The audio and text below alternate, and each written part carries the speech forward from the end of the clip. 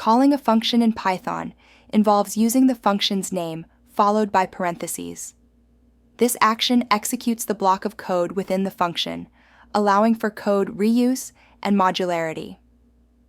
Understanding how to call functions effectively is crucial for writing cleaner, more efficient Python code.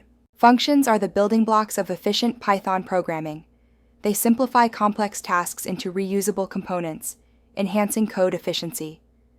From basic scripts to sophisticated applications, functions streamline processes, making code more manageable and easier to debug.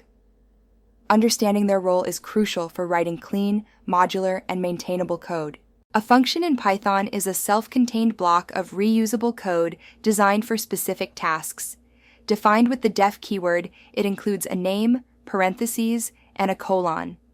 Functions enhance modularity, eliminate code repetition, and improve readability, making programs easier to maintain and debug. To create your first Python function, start by defining it with the def keyword, followed by a name and parentheses. Next, add the function body, ensuring the code is indented. Finally, call the function by writing its name with parentheses. For example, def greet. Print hello world executes when greet is called.